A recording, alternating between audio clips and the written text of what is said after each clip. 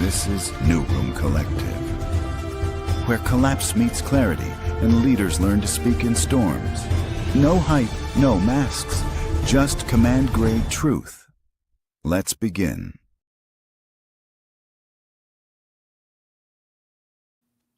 What's going on, everybody? This is Fred Smith. I have the one, the only Mr. Joe Monaldo on the show today. He is the high-level, amazing military veteran, as well as the founder of UPRN Radio. Super excited to have him on, and we were having a conversation the other day, and this is going to be something that's really critical for the entire veteran community to understand. We have been through a lot in our lifetimes, from signing the contract saying that we're going to protect the Constitution against the Constitution of the United States against all enemies, both foreign and domestic. He's very well versed in a lot of policy, procedures, top to bottom, very well connected in the veteran community. He really loves helping people. And I'm super honored and thankful to have you on the show, which is actually your show since you're on the station. Just giving you a hard time. Love you, brother. Well, no, it's your show. It's partially our show, but thank you, Fred. No, guys, anybody listening to this show now, after I tell you a couple of things, they may come looking for you. So just keep it in. So most people don't realize when we sign up for the military, it's 24/7. It's not like 9 to 5 or 8 to 7. It's 24/7 for life. Even when we're out, we can be called back. And whereas the military sets ages for people coming in, they don't really set ages for veterans. They look at us more as what have we done and can we be useful? They don't care if you're 50, 60. They don't really care. As long as they think you can be useful, they can bring you back. Now, we're not at war right now. As far as I know, we're I think we're well behaving actually at the moment. Trump has managed to keep us out of any wars, and once he ended 4 so far. So for us, it's nice, but I'm being serious when I tell you that they can bring us back anytime they want, for any reason they want. As long as they consider us to be useful, they can. And when we signed up, we didn't sign up, okay, it's 5 o'clock, I'm going home. No, it's not how it works. You're 24/7. If you're needed, it doesn't matter what time of day it is, you have to go. And for people like Fred and I, we were on call anyway. It didn't really matter. Yeah. I mean, I remember duty stations where I was like, okay, we're going to get to sleep. We're talking 48 hours. And I was young back then. 48 hours wasn't a big deal. But today, 48 hours might be a big deal. So what you up to, Fred? Yeah, same deal, man. I mean, because even I got called back. I never forget it. It's when September 11th hit. I was actually out in Hampton, Virginia, and I was doing my best to be a father to my daughter at the time. And next thing you know, I'm actually doing a regular 9 to 5. And next thing you know, we're watching the Twin Tower tragedy, right? And then I started working out again. And then people were like, well, what's going on? What's happening? Why are you working out so hard? I'm like, because I know they're going to call me back. And that's exactly what happened. And I was just a regular NCO, non-commissioned officer. And to your point, I watched so many people get so angry about the one thing that you just said. And I'm just like, you didn't read the fine print. Like, it doesn't even matter whether you're commissioned, which they say is in perpetuity, for the nation that happens as with special designations like I had, and I'm pretty sure you have as well. So it's one of those things where, again, to me, just from that reality, I discovered that I'm always on the clock, like, period. So I've had to learn how to live my life like that, being a Marine, force and readiness to begin with anyway, but more specifically, really understanding that it's still the mission to this day. It doesn't matter whether you're boots on ground in a foreign land or you're here locally, it is still boots on the ground. So it's still boots on the ground. I remember when it happened. I remember when 9/11 happened. I'm thinking, that's the first thing I thought. I'm like, oh shit. I said, here we go. I knew right off the bat I was going to get pulled in no matter what. So I thought, since I had multiple MOSs, I thought, oh, what are they going to pull me in for? And first they pulled me in. They said, okay, we're going to put you back on the Nimitz as a avionics electronics. I'm like, oh, I'm kind of a little high in rank for that now. And the guy said, well, we just need extra people there. He said, we need somebody to run these people. I said, okay, fine. And then when I got there, he's like, oh, no, you're going to be SPSP, which is, I like to call it double special forces. It's not what it actually is. So what we did was is if the SEALs got busted or caught, our job was to go in and get them. Now, think about this, people. These are the SEALs. These are the most special forces the Navy has, almost. Um, so if they got caught, our job was to go retrieve these guys. And I'm thinking, really? Wait, we're going to do what? I'm thinking, wait a minute. You're telling me we're going to go get what? The SEALs just got caught and our job is to go get them, right? I'm like, oh, man, doesn't sound like a job I wanted. But, it is a job I ended up with. And they mixed me around. And I'm sure Fred had the same thing. So the military, especially the Navy and Marines, have the tendency to move you from MOS to MOS. They like to make sure that we're well-rounded, that in a case of a war that we can do more than one job. Yeah. Not And it's funny you exactly say it sure just like, why. yeah, Good. no, it's funny you say it just like that, because even in the Marine Corps, what my job was so specialized that I literally held the billet of a gunnery sergeant. So I had to do everything from the private responsibility up to the gunnery sergeant, which in that case was public affairs, media relations, broadcasting, journalists, like end-to-end communication, running a studio, running a news, a paper, doing the printing, doing the editing, like A to Z, soup to nuts. And it really came in handy because when you're really in a combat zone, you don't have time to really, it's called the fog of war, as you know. So you have to really literally be a force in readiness and self-contained at the exact same time to make And sure that you still can have mission accomplishment and troop welfare. So yeah, that was definitely me.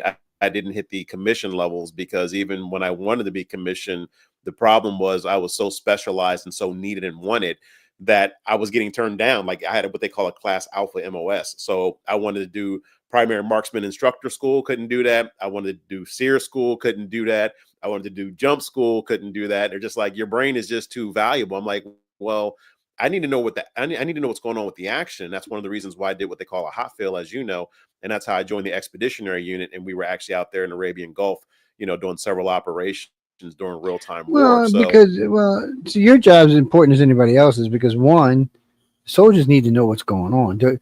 So, ladies and gentlemen, it's not necessarily you need to know what's going on, but we need to know what's going on. So, and hearing it from your CEO is one thing. Hearing it for somebody who's out in the shit's a whole different thing. yeah, So when we're getting in reports, or at least we know what's going on, we have a better idea of what's going on, and we want to hear that. We know, especially when we know it's coming from someone who's serving. It just makes our life easier because don't get me wrong, I trusted my CEO, but in the end, he was going to tell me what he thought I needed to know. Fred's telling us what's going on, so it's a whole different kind of thing. It's yeah, kind of like what was his name, Ryan Williams, when he was in Vietnam. Not quite the same, but it's got the same connotations. And it said, it was so nice to know there were people in the field doing it, and knew there were people in combat zones doing it, and they were talking to people who were in this shit, and we were getting that information, which was nice to have because on board the ship we weren't getting all that information. We were getting what our CEO thought we needed to know, and that was it.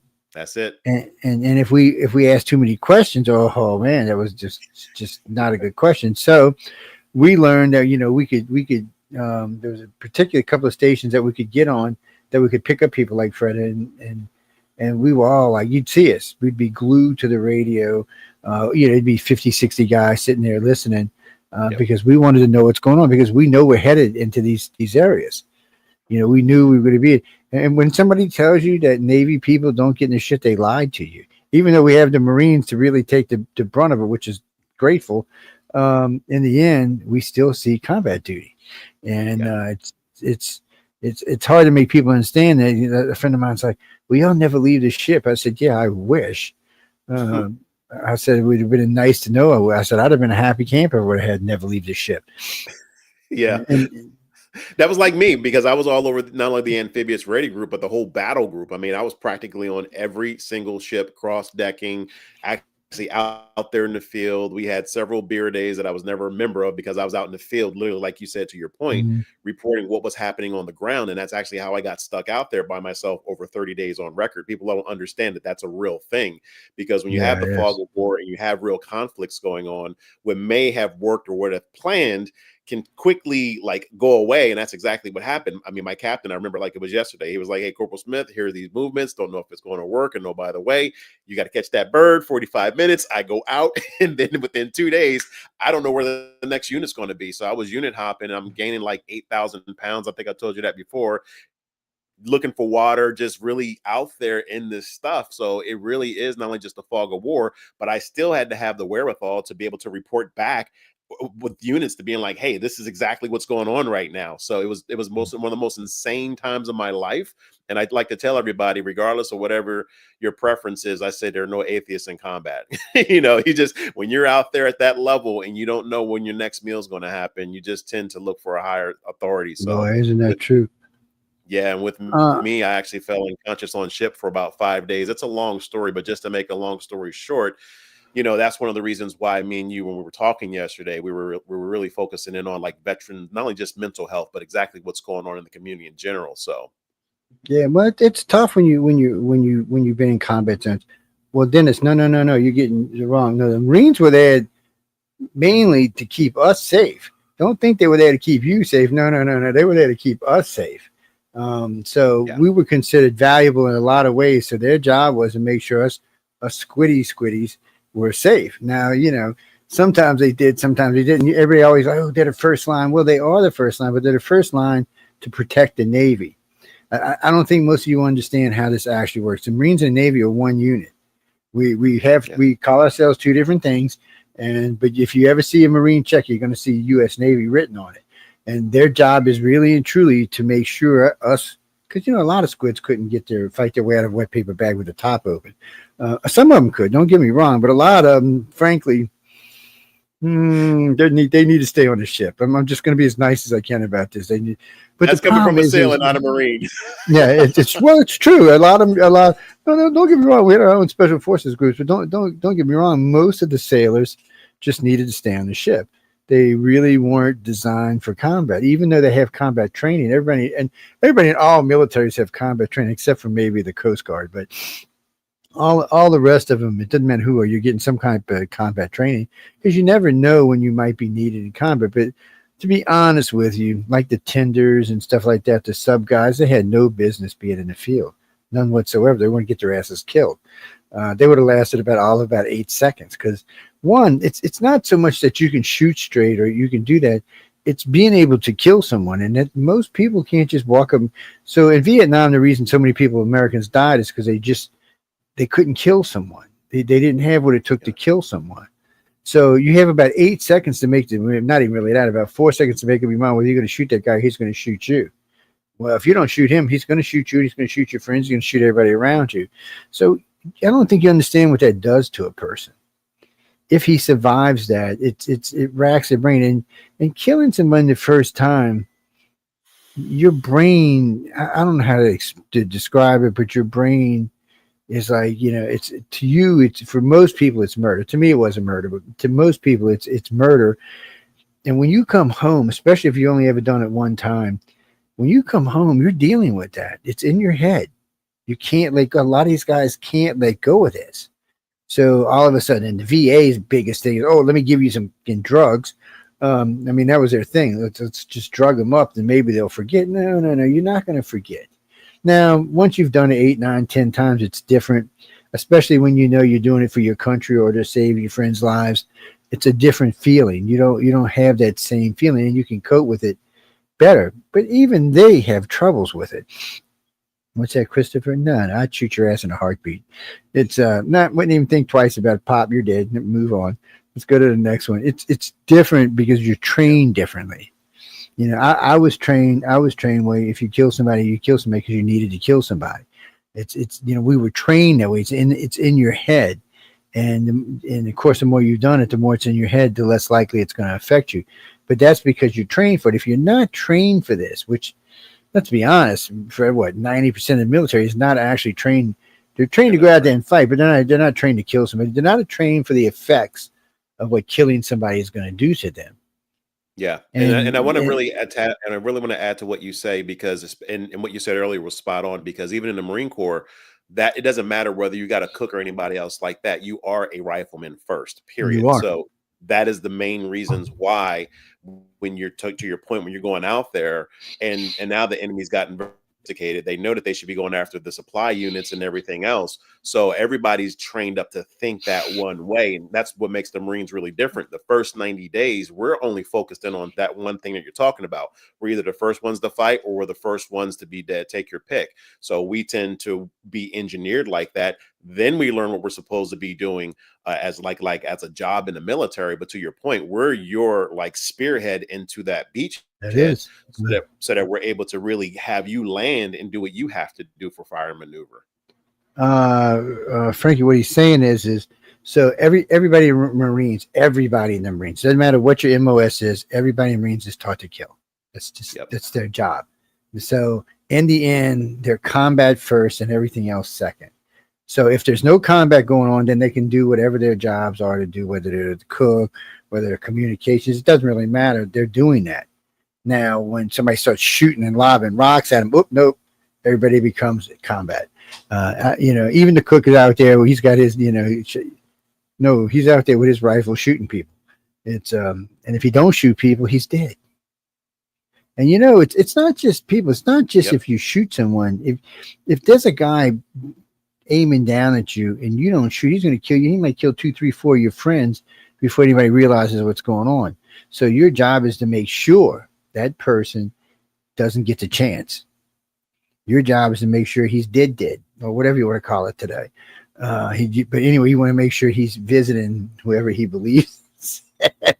Yeah. It's well, no, I mean, what you're saying is spot on, brother. Because that's the whole thing. That's one of the reasons why I want to go a little bit deeper into this conversation, is because we're programmed to do that. But what's the unprogramming, and how does that really translate once we're done? Yeah, and we're back in garrison, and people suffer, especially if they happen to have a few bodies up under their belt, right? So what does that really look like when they come home? And then, like, even for me, it was the craziest thing, if you told me what you had to do in the Marine Corps, would you have to kill me? And I'm just like, bro, that's not funny. It's like, you don't understand. No, it's not.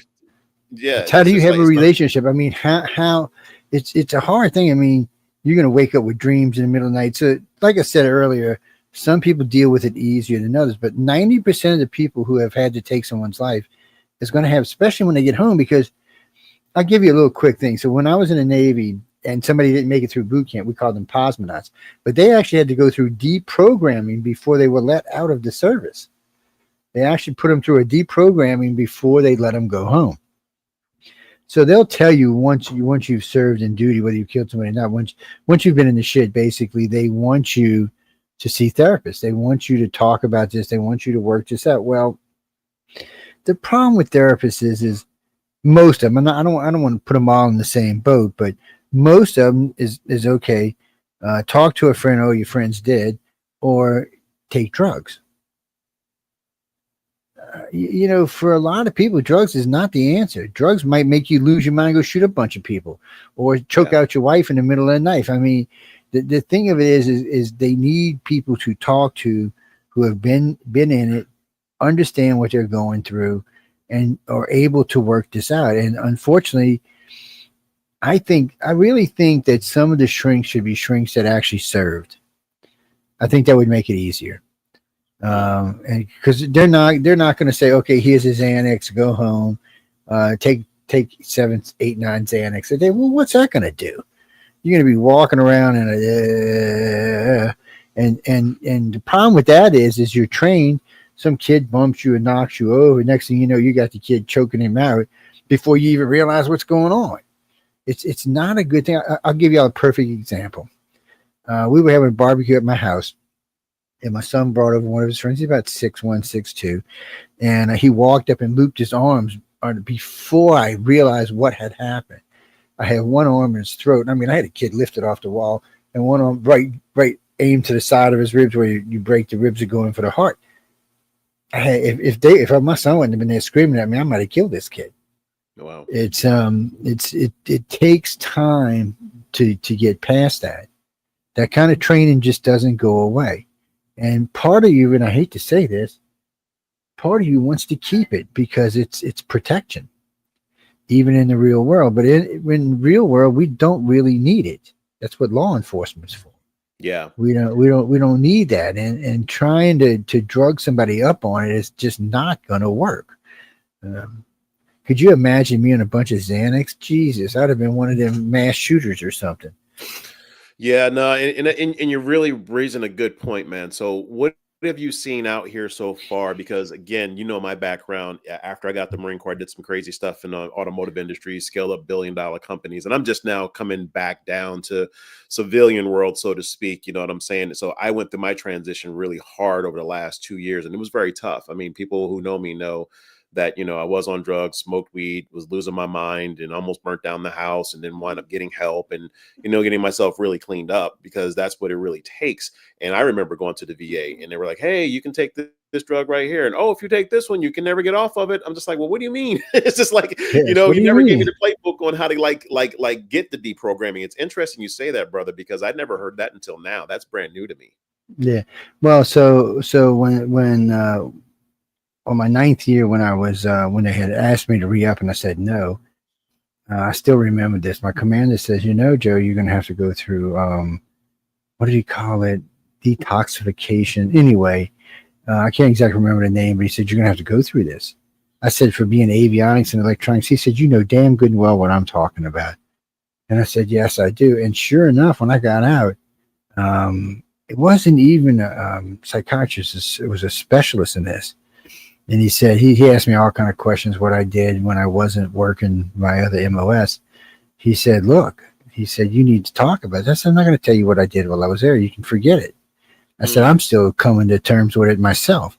And he said, well, let me give you this. And I said, no, I'm not taking drugs. I said, if I want drugs, I'll get them off the damn street. And I said, I don't really need drugs from you. And he's like, and this went on for about 2 years. And then finally he goes, you know what? He said, you seem to be adjusted. You seem to be okay. I'm going to release you out of the thing. And I'm like, really? And I knew for the most part, I was okay. But like I told you with this kid, sometimes it's not even the first time. I was down in the French Quarter and this guy come running up on me. And I was like, dude, don't. Before I knew it, I had my knee on his neck. Yeah. I mean, he was on the ground choking out, and I stood up and I said, look, I said, special forces don't do that, man. I said, we're trained to react. We're not trained to think. We're trained to react. And he's like, what do you mean? I said, we're not trained to think, dude. I said, in other words, the time it would take me to think what I just did, you could have killed me. I said, so we're trained to react. There's no thinking in between. So it took a while, but nowadays I'm just a boring old shit. That's the best way I can say it. There's nothing boring about you, bro. Don't get it wrong, people. If I wanted to choke you out, I could, but it's just well, I mean, I don't think about it anymore. I guess is what it comes down to. Yeah, I mean, what you're saying is super legit, because the reality of it is, like, those mechanisms are still in your body, and the whole thing about it is really understanding how to control those mechanisms and actually diminish the effects of it. Because that's the reasons why I wanted to talk to you specifically, because what people don't understand, at least from my understanding of the world, okay, I'm a spiritual being having a human experience, but one thing that I don't hear is that there's a difference between the mind and the brain. The brain is this physical mechanism. The mind is like the operating system. I look at it no differently than firmware on your phone. Like, this is the body, right? We can see the body, but what you don't see is the firmware. That's the brain. And then those little apps is your mind. It's already been like, there's a certain algorithm or a certain movement. And I keep it that simple. People go, oh my God, like, how did you figure that out? I'm like, well, it's not even a matter of figuring it out. It's just really observing. But we don't, when I joined the Marine Corps, my spirituality got severed, like period. That's the because truth. you've got to be able to point an M16 A2 service rifle at somebody and pull the trigger and not think twice about it. Like, that's what you're being programmed to do for at least 90 days. And then you go into specialty schools. So it's like, what part of that don't you guys understand? That happens for real. It's the way to look. So when I was in boot camp, I was 20 for 20 on at 100 yards, 300 yards, and 500 yards. That's what got them interested in me. And then they see me with the pistol. But what really got them interested in me is these two guys were going to try to beat me up. And I still remember my commander. He said, you stood there like, go ahead and try. And he said, I knew right there was no fear in you. He said, you could shoot and there was no fear. And he said, you already had command abilities. We had already seen that. That's why I got my Renacro before I got promoted to an officer. And a rent-a-crow people is I was E4, which was a petty officer basically. But I was only 8 months out of boot camp, which is almost unheard of. And the guy was like, "Well, we're going to give you a rent-a-crow." I was like, "Wow, really?" And then the only reason I got promoted to officer is because I did some stuff that warranted. I thought I was going to get promoted to warrant officer, but they went ahead and repromoted me to lieutenant, to a whatchamacallit, right before lieutenant. I mean, it's like a junior lieutenant, and then I got promoted to lieutenant, and then they had offered me lieutenant commander when I decided I was going to leave. They were promoting me really fast and like a super fast rate. I would have probably made captain in under 10 years, which is, as far as I know, is unheard of. Yeah, well, Jack, a captain is equivalent to a colonel in the rest of the military. Yeah. So see, when you talk captains in other militaries, it's a lower rank than a captain is in the Navy. We don't have that in between, so we kind of skip a rank. So when you talk about a colonel, which is, I don't think y'all understand, when people think a colonel is some BS. Colonel is a serious rank in the military. 100%. This is your step before you're a general, and I said, and captain's the same thing. And it's not that I didn't like the military. I just didn't like I knew we were going to get in other wars, and I could see more wars coming up in the Middle East. And I said, okay, I did my duty, and I think it's time to get out. Yeah, I said, I think it's just time to get out. And to answer your question, Stephanie, no, I never told my wife, and we've been married 43 years. I've never talked to her about it. It's one of those things. I'm glad we're having this part of the conversation as well, because my wife didn't even know about a lot of this stuff until. What happened? We lost Fred. My guys came to the place. Can you hear me? Yeah, I got you now. Can you hear me? Yeah, I got you. You just froze for a second. It was like. It's kind of like chips, back in the 80s. It's one of those things where even like my wife didn't know about any of this stuff until like around 2021, because I didn't get officially like debriefed until November of 2020, and I had been out for a long time. What people don't understand is just like that whole mindset, especially when you carry like a secret clearance and above, you're still subject to terms and conditions long after you're out. So you still have to mind your words and be careful about what you say. And then I had some buddies come over to the house, high level clearances, and they're just like, "Oh yeah, remember the time when blah blah blah," and she's just like, "That stuff really happens?" I'm like, yeah, it's a real deal. And the thing about it is like you're almost living two lives, because I had to compartmentalize that part of my life while still trying to be a regular civilian. And that's like one of the hardest things to do, especially when you're really smart and you know that you're capable. And then I don't know about you, but I've talked to a whole bunch of people with high level clearances, especially during the 90s. Nobody got like really like offboarded the right way. So it's just like, what do you say? What do you do? And it's one of those things where I wasn't trying to become famous or popular. I just wanted to live my life. And that's one of the things that makes it so tough. And I can only imagine everybody else who really has been through the same battles like me and you have, especially as smart as I am. I'm just like, well, how do I really translate this into something that can not only serve me, but really serve others, not on that high level that me and you played on, but just really coming back to earth and like, Cinderella, midnight hits, you're turned into a pumpkin. Okay, cool. I'm back in general population. But what do you do now? You follow me? So I've had to live that life for so long that when I could even because there's some stuff even today I can't talk about. It's what's nice when you can talk about people with decent clearances, because I still remember this. This is Katrina. I had a construction company, and this guy calls me up and said, "I need you to come by my house. I want to talk to you about something." I figured it was about how we're going to remodel his house and the condos and stuff, because we had picked up like a 20 condo set. And he said, "Joe, I used to be a forensic expert for the FBI." I was like, "Really, man? That's kind of cool." He said, "Yeah, so I ran a background check on you." He said, "I got in all kind of trouble." I was like, "What do you mean?" He said, "Well, they run a background check on you every 4 years." He said, "Your clearance is like off the chart." He said, "There's nobody in the FBI even got a clearance like that." I'm like, "Okay." I said, "It's a class 10 clearance." I said, which is like 4 levels above top secret, might even be 5 levels as far as I know. Oh yeah. I said it was for specific things I did while I was in the service. And he looks at me, he said, "I guess you can't tell me." I said, "No, I can't." And he goes, "Well, I just wanted to know what the guy who's working on my house is." And he gave us the whole contract after that. You could just see his face, because my stepson was with me. My son's, he's looking at me like, "Who the fuck were you?" It's like, don't worry. I said, don't worry about it, Sam. It's not important. He said, really? I said, yeah, it's not. It's nothing important. And people Well, get this. They get confused when they hear it because I work in another field now, chasing down aliens and stuff, and people always say the same thing. Oh, well, that's what you were doing in the Navy. That is not what I was doing in the Navy, people. I'm just telling y'all that's not what I did in the Navy. What I do can I now is share not what I something did with them, then. brother? Can Sure, I go share? ahead, Can man. I share? Yeah, Because feel free. okay, cool. So I'm going to share something. Like this is totally unscripted between me and Joe. And again, this is public domain stuff. So I want to share with you exactly what he's talking about, okay? This is the way the game really is played from a very high level. Anybody can go to Wikipedia and actually check this out, right? So if you aren't even on this grid at all, you are not in the game, like period. Like you have no idea what's going on. Even at the confidential level is still one of those things. And for me, I'm still on the far right side of this grid. Now, Joe, you can share whatever you want from here, but what I want people to understand is like really the magnitude of information compartmentalization so that they can have a real understanding of, like, to me, all of those different compartments represent like different parts of my life. It's just like you have to really manage your behavior in a certain way.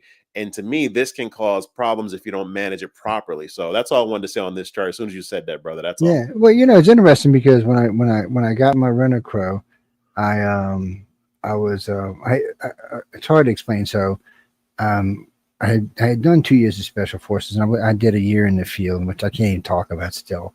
But that was just a class 4 or 5, and then when I came back to the Nimitz, I was doing my other MOS, which is Advanced Avionics. I was actually a shooter, which, by the way, ladies and gentlemen, shooter's the guy who launches the jets. Just in case y'all didn't know. And I was on the Nimitz, and that's what I was doing. And one day they brought up an A6 intruder, and they had a missile problem with it. And I walked over there, and they've been trying to get this missile fixed for hours. And I got him, I'm cursing. I said, get the bleep, get that out of the way. And I walked over 5 minutes, I fixed it, right? They launched the jet. So, no, the number one, he calls me. He's a lieutenant. He's a lieutenant commander. He calls me. Actually, he's a commander. I'm sorry. He calls me up. He goes, you fix that in 5 minutes, really? I'm like, yeah.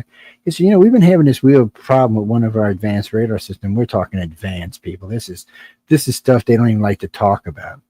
So I said, yeah. I walked in. He said, I turned off the radar system. I said, I'll fix it.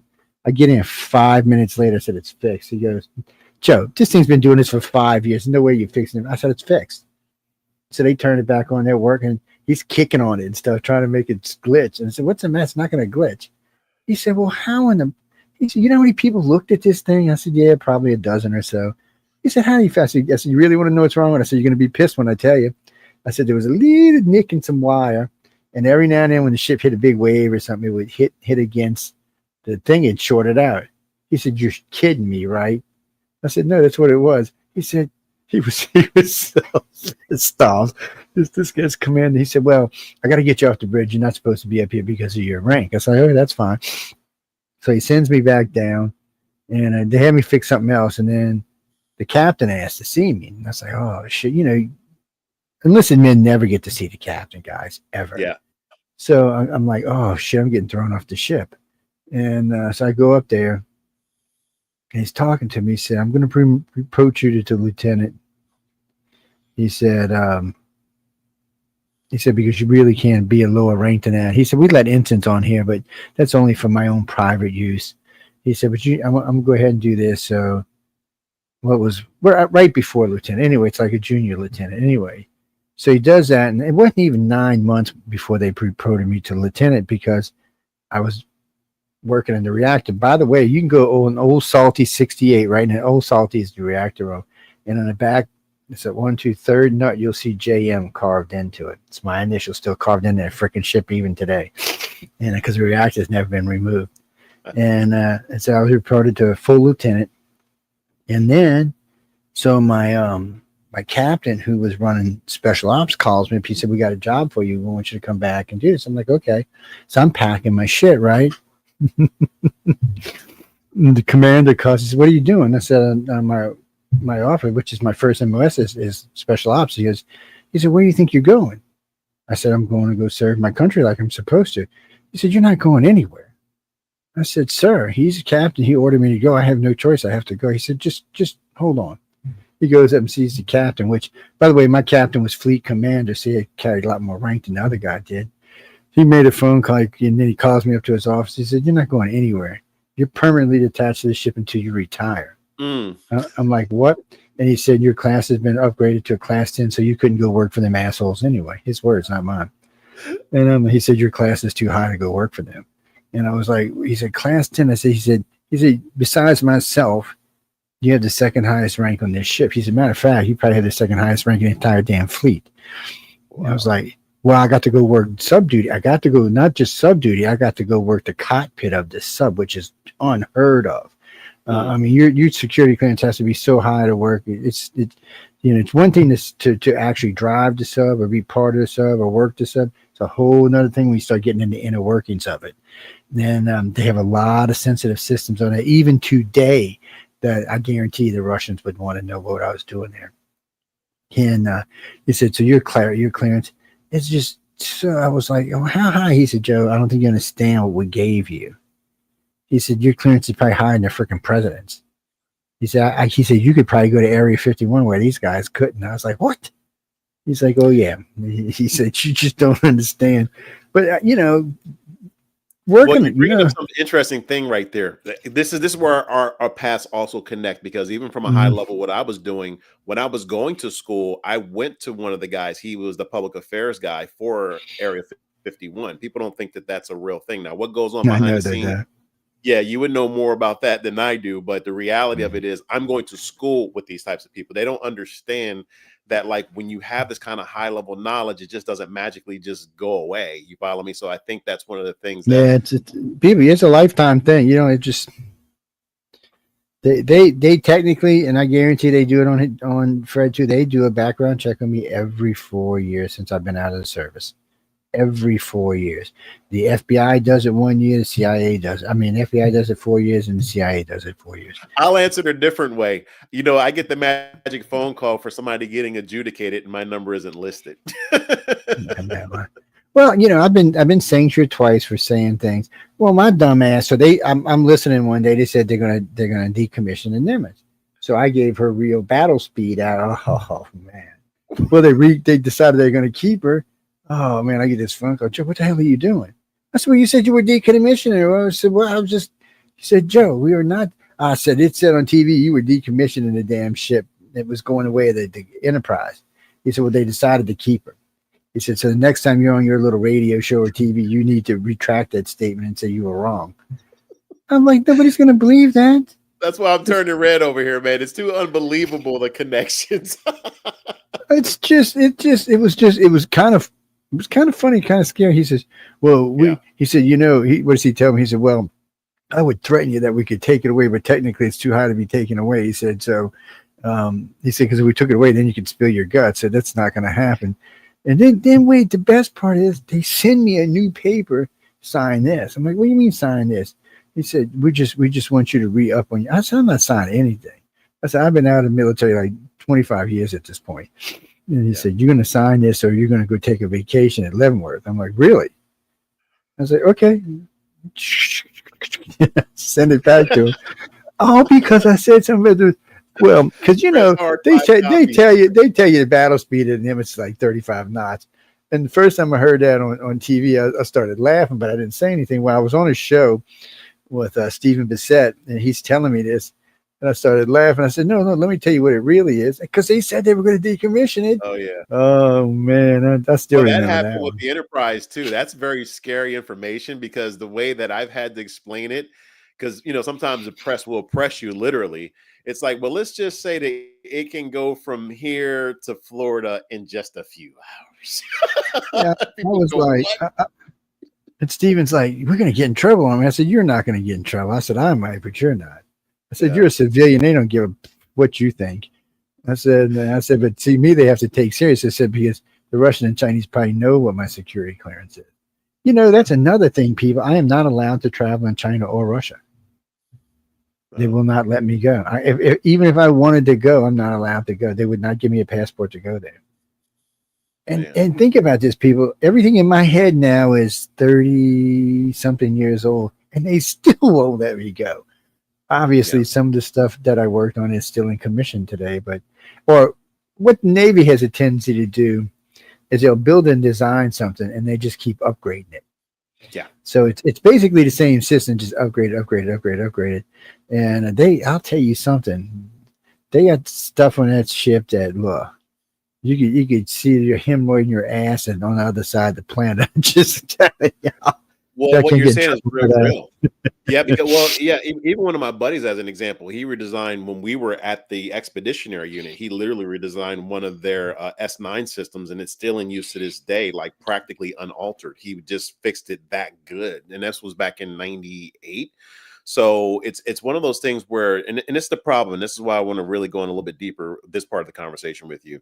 How do we take people who are very smart, talented, and capable? And this is, and again, this is unscripted between me and Joe. So I want y'all to really understand this. Joe, he's so smart that it's one of those things where we have to find like other civilian things, and if not, then we have to create them. But fortunately, we're lucky. What about the ones who really they have a early end of life, if you understand what I'm saying? Because I want to make sure that this sticks, and it's 22 veterans a day, and it's actually closer to 45. Like, Joe, how do Yeah, we it is. really how do we really work with that part of our culture to get them to understand that you can have smart models like me and you, and it's totally possible for them to really pivot? Because I mean, I've seen stuff too, and I know you've seen stuff, but it's just a matter of really, how do you get past that so that we can become really model citizens and set a good example out here once we Well, come back? and the question is, who can you talk to about that? There's no shrink you can talk to about that. More than likely, I would be scared to talk to shrink because damn, they might be working for the Chinese or the Russians. I Real just, talk. it's. Oh, you're on my pal talk. Okay, well, Thomas, how can I say this without getting in trouble? So, if I was to talk to a shrink, I could tell him this much went on in my life because everything else is classified. And he doesn't have the clearance to talk about it. Matter of fact, as far as I know, there's no Navy shrinks anywhere that are classified to talk about most of what I know. So, I mean, who am I supposed to talk to? I only can talk to fellow people who have served. There's no other way. And I think what happens to some of the vets is they forget. Yeah, they can't really talk to Joe Schmo, but they can talk to friends and other people who have served with the same clearances or higher, because those people will understand. They'll understand. Hey, look, it's not easy to get back in civilian life. Civilian life has its own set of challenges. It's hard to understand this, people, but when you serve, you lose all remnants of civilian life. Civilian life is like a foreign thing to us. So when you come home, it's like being in a foreign country for a while. It takes a while to get used to the 9 to 5 grind, to drive to work, maybe marry, get kids, whatever. It's foreign to us. And it takes time to adjust to that. And some people need help adjusting to it. When I first got out, I was drinking, drunken, whoring, you name it. Because be honest with you, I was just trying to hide stuff from myself. I'll be honest about it. And then when I met my wife, she had to put up with a real asshole because I didn't beat her or anything, but I was a real asshole. And it took time for me to thank God she knew how to deal with me, but and she didn't even know why. She thought it was over the loss of my dad, which I use as an excuse all the time because I lost him at 16, but it had nothing to do with that. It had to do with other stuff that I still, even this day, I can't tell her. It's, but she somehow worked it and helped me a lot. Because without her, I don't know where I would have ended up. I was pissed at the world. It's the only way I could say it. I was like, you just dropped me back in this, because military life is structured. Yeah. It's a whole different thing. I mean, you can rely on the person standing next to you. You don't have to worry about things. Your checks coming in. Your duty roster is done. Your money, where you're going to live. All of this is there.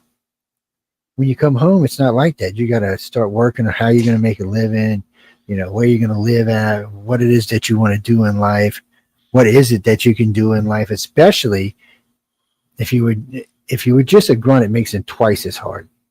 Yeah. I mean, if you had no other MOS but to kill people, yep, it makes it twice as hard. I mean, just no job for that.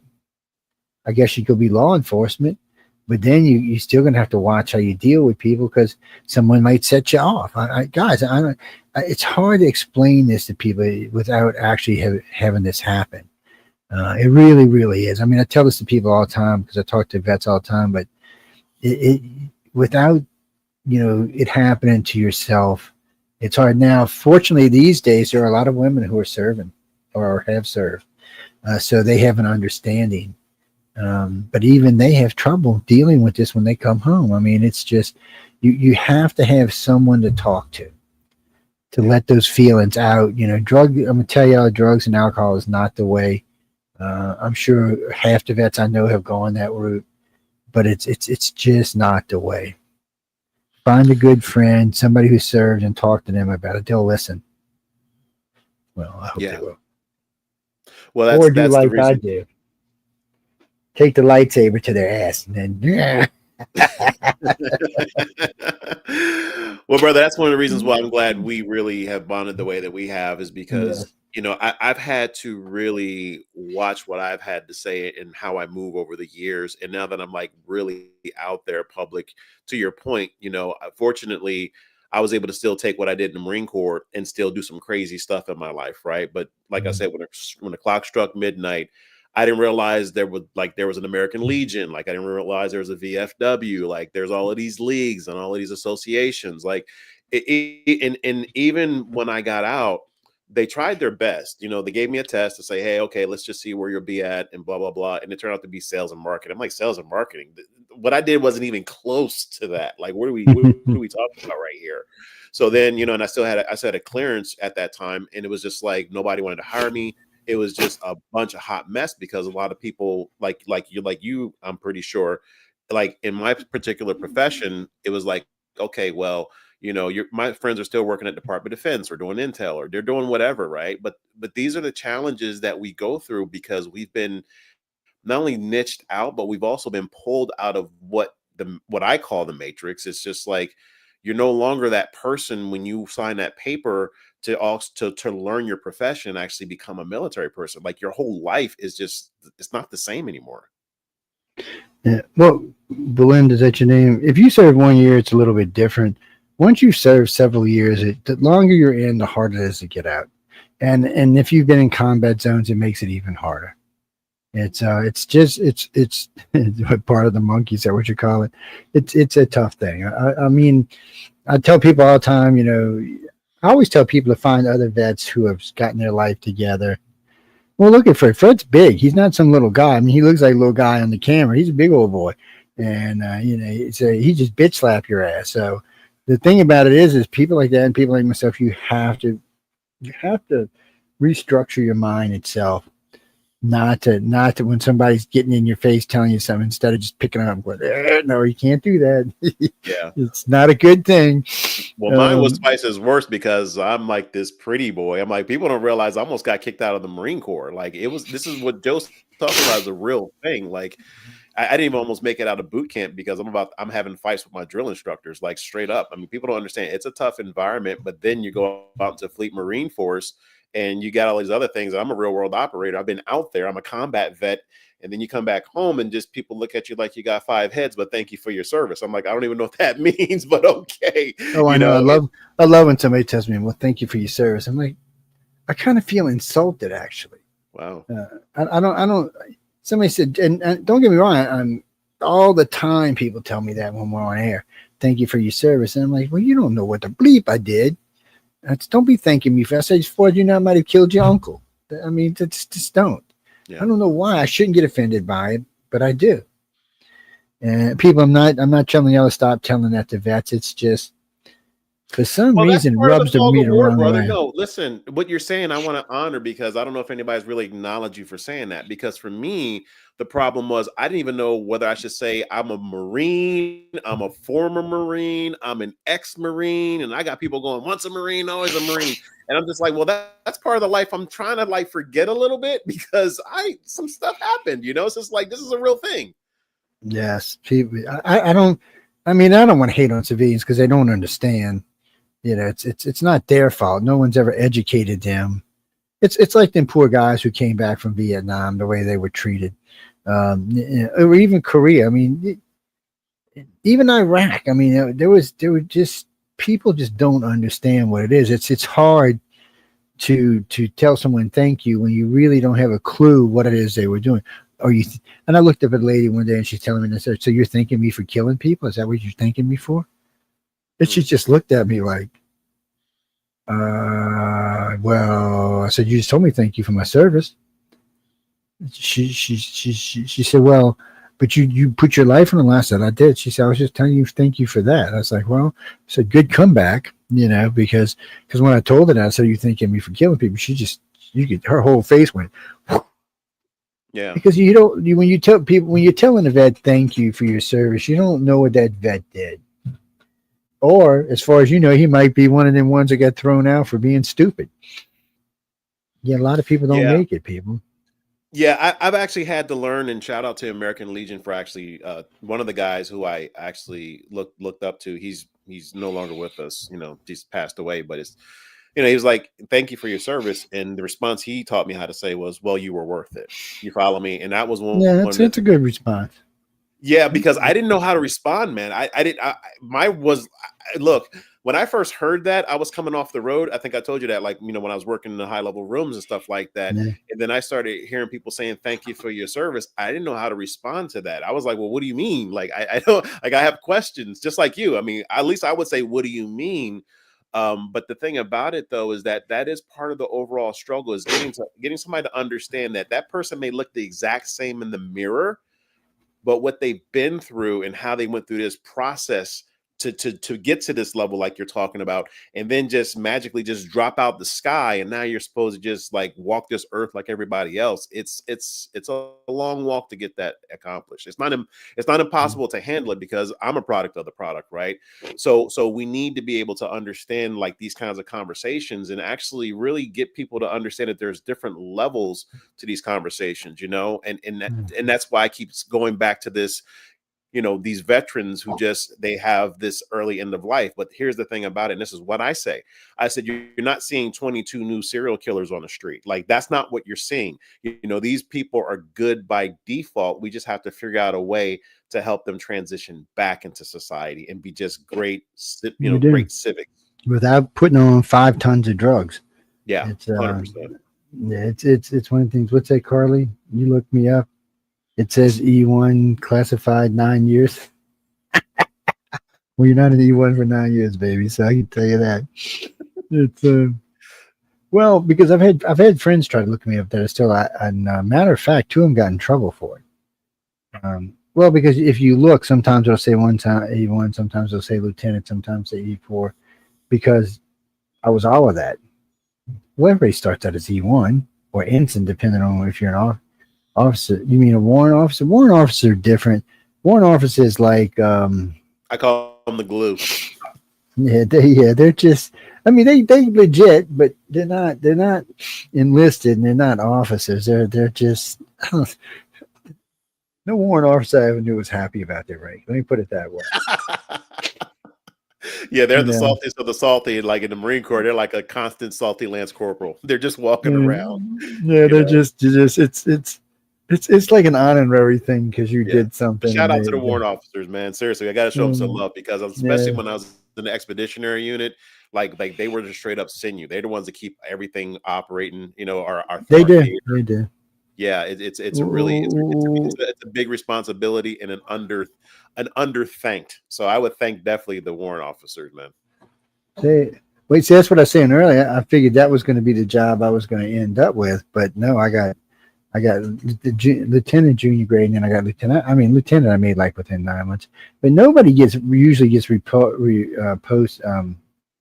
from an E4 to a lieutenant junior grade. Just usually doesn't happen. And it's a field commission is what it is. And you only see field commissions usually during wartime. But my commander, my captain decided, and I know why they decided this, because they knew sooner or later they were going to come back to get me. My special forces team were going to come back to get, because what would go on with them is we'd be out for like a year, and then we'd go back and do MOS for about a year. And then they'd pull us back if they need us, and we'd be with them about a year, and then it would go back.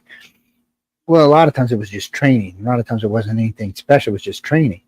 But then we'd go back because they didn't always need us. And sometimes they were training other groups, and especially what we did, they just like to keep our skills sharp. And then I still remember that when that captain said, "Oh, come on, we got a mission, and you're coming with us." I'm thinking, "Yeah, finally getting some shit." And my captain, first it was my commander. He said, Joe, let me talk to the captain about this." And the commander called me upstairs. He said, "Do you really want to go?" I said, "Well, kind of." He said, "You don't like your job here?" I said, "I love my job here." He said, "Well, guess what? You're staying here." And I looked up at him. "Yes, sir." Saluted him, "Yes, sir," and walked out. I wasn't going to argue with fleet commander no matter what. That was not going to happen. Well, the Nimitz at the time was the flagship, and at the time it's not anymore. I think the Gerald Ford is now, but you best salute your damn captain anyway. Talking East Coast or West Coast? We were Westpac. Okay, well, yeah, Westpac, because East Coast is that's the I think it's still the Mount Whitney. Yeah, we were Westpac, and it pissed me off. So we're sailing one time, la la la la. And there's Hawaii. I'm like, all right, I don't get to go to Hawaii. We sail right the hell past it. Ooh. I'm like, so I asked my Lynch. I said, he said, well, some people go. I said, I want to go. He said, "Joe, you're not going anywhere. You're too valuable. You got to stay on the ship." I'm like, come on. He said, we're gonna pull in somewhere. And I was like, he said, "Were you cussing me?" I said, "No, sir, I wasn't cussing you." He said, "It sounded like you were cussing me." I said, "I wasn't cussing you, sir." He said, "You sure?" I said, "I'm positive, sir." He said, "Well, you're not going to Hawaii." I was like, "I walked out." He's like, and he comes back. He said, "You were cussing me again." I said, "No, sir, I was not. I was cussing Hawaii." He started laughing.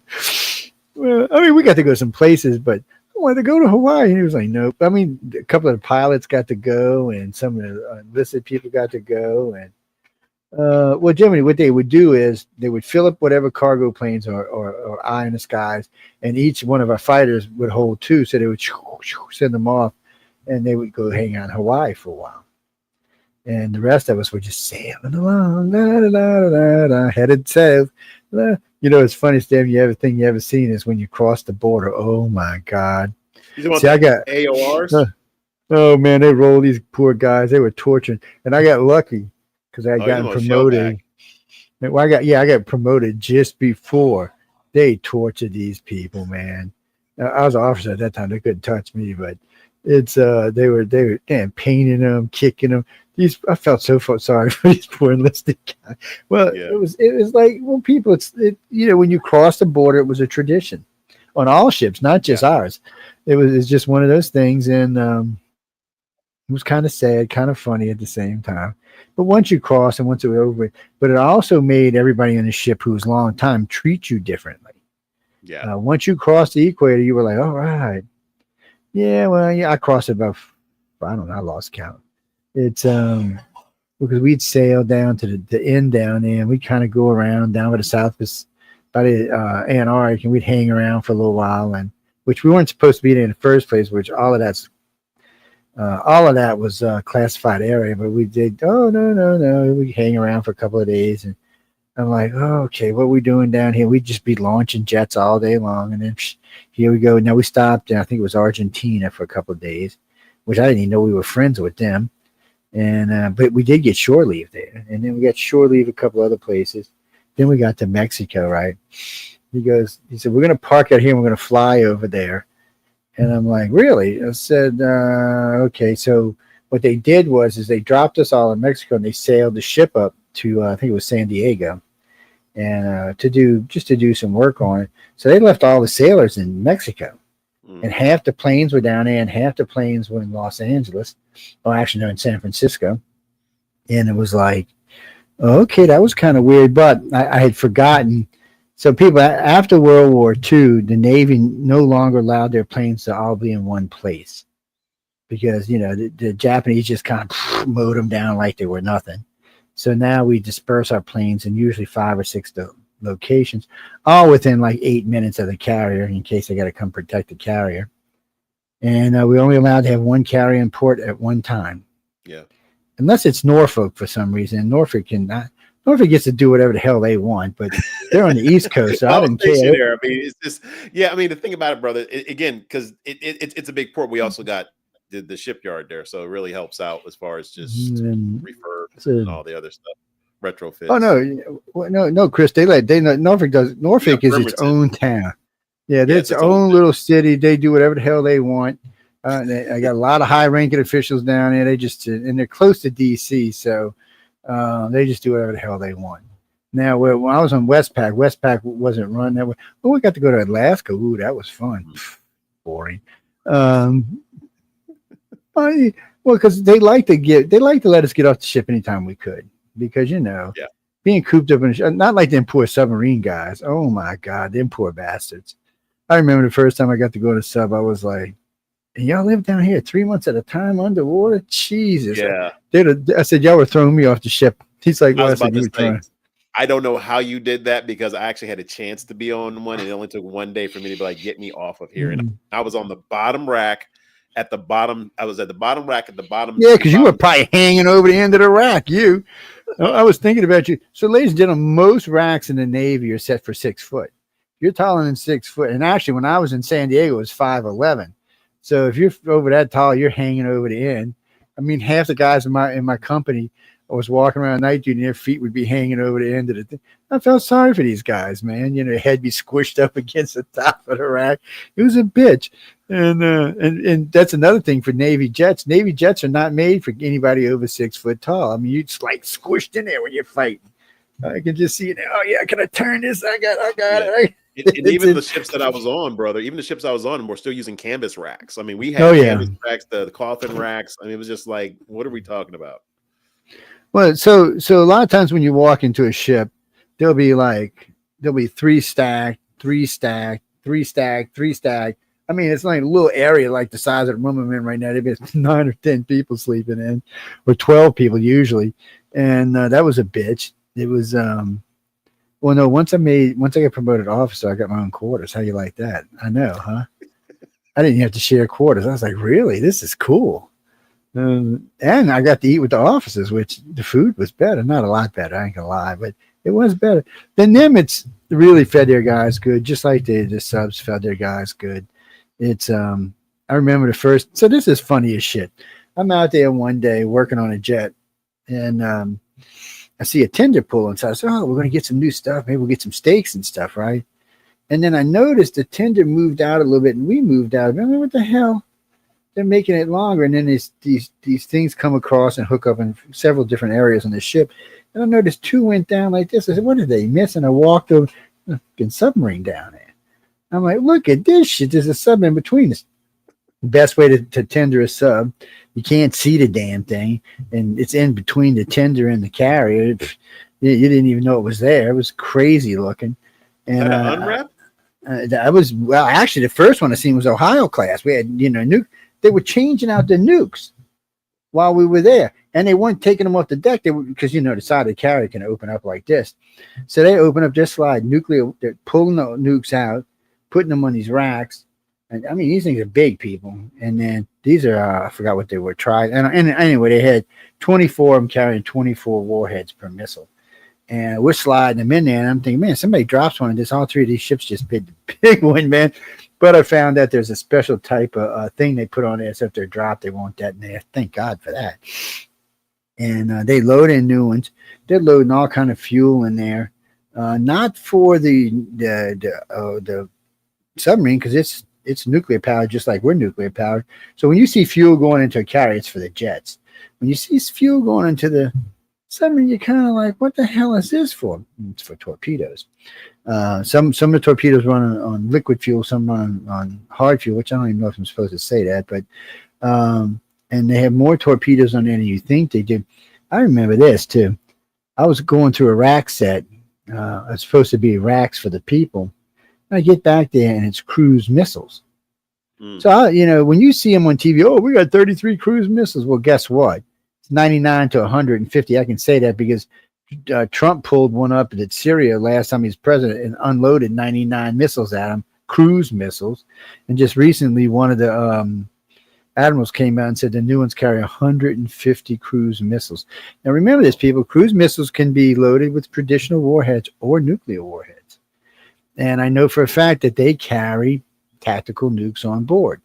So I'm kind of like, oh, okay, and then let me off this damn submarine. And I worked all over. I worked in the conning tower. I worked all up in the cockpit. I like to call it, all the way back to the engine room. I remember the engineer and head engineer comes up. He said, "What are you doing back here? You're not enlisted, man. You have no business being back here." And I said, "Did you salute me when I walked? We don't have to salute on board this submarine, which they don't, by the way." Yeah. And I said, "Get out of my damn way." I said, "They're sending me back here because apparently you don't know how to fix electronics." And he's like, "Excuse me?" I said, I said, "If I tell you this again, you're going to the brig." "Yes, sir." And he got out the way. I said, "I'm going to fix this, and I'm going to show you how to fix this in the future so I don't have to come back on this tin can you call a place to live." He got pissed. And so I fixed it. I said, "You see how easy this was to fix?" He said, "I would have never thought about that." And he calls me Joe. And I'm like, "Yeah," I said, "You can call me Joe. It's all right." Because they're informal on board a submarine because it's, it's the way it is. It keeps them from losing their mind. He said, "Well, since you're here, it's lunchtime. They're going to be serving ribeyes." I go in there, they got a freaking ribeye this thick, this big. I'm like, "Man, look at this." I said, "Man, the food was good. I ain't gonna lie." And I made quite a few friends on that first one. And the second was, I think, a Trident class. No one. What was it? It was a Wolf. It was one of the Wolfpack subs. So, and I'm talking to the commander. I'm up there working on their sonar. And I can't tell you what this sonar did, people, because they would come after me even today. But I'm talking to him. He said, I asked him, I said, "Well, how do you keep track of Russian submarine?" Because back then China wasn't a thing. I said, "How do you keep track of?" He said, "We know where every Russian submarine is." He said, "If the war ever breaks out, they will never get a chance to shoot. They will be at the bottom of the sea in less than 5 minutes." I was impressed. And then I heard a Russian admiral just 2 years ago. He's living in Britain. Talk about, "Oh yeah, Americans know where every one of our subs is. In less than 5 minutes, they'll all be at the bottom of the ocean." He said, "We don't know how they track." And at first, he said, "At first we thought somehow they had put tracking devices on our subs." He said, "But that's not how they do it.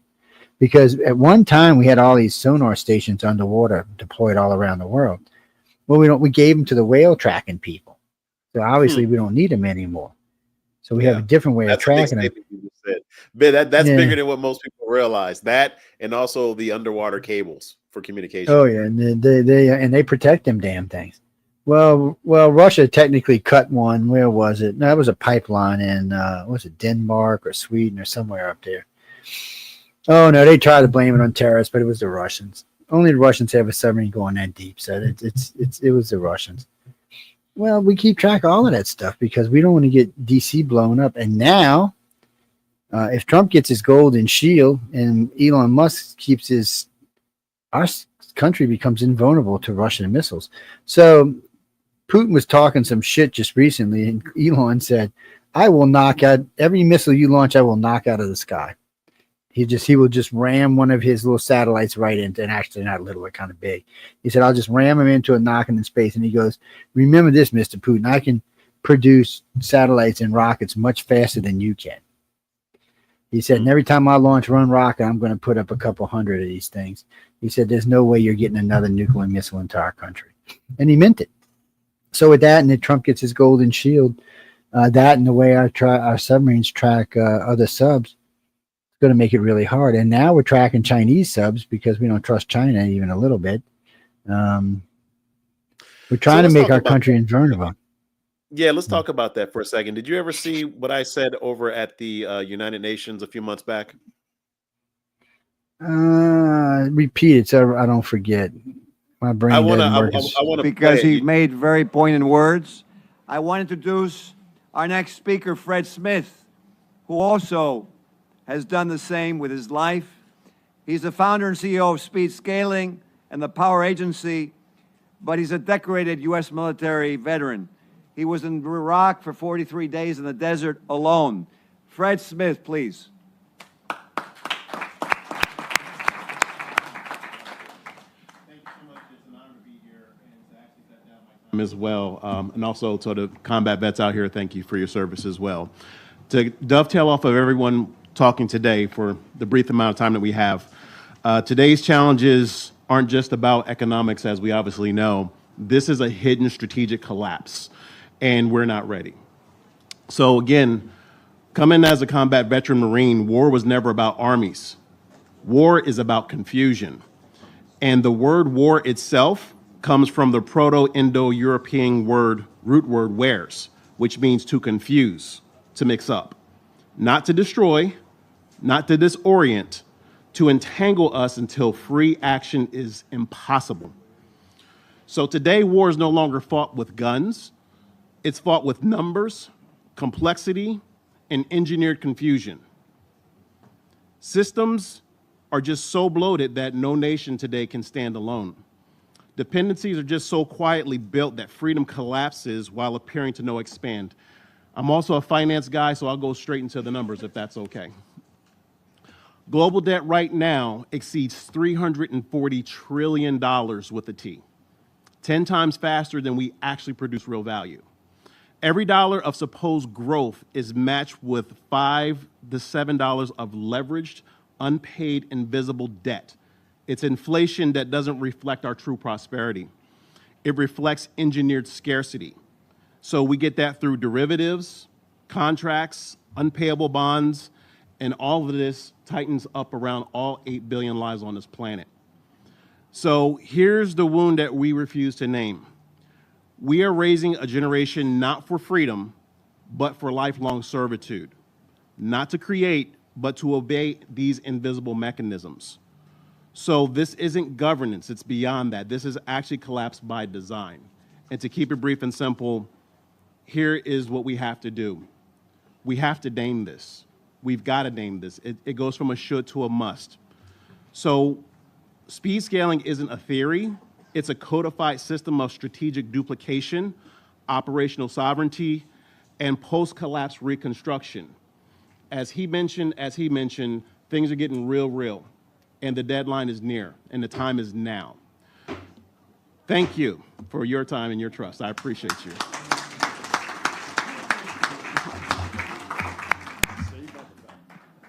I want to say just one thing very quickly in 15 seconds. I think we really need to stand up and really acknowledge these two men who gave their lives and not just do rhetoric. Please.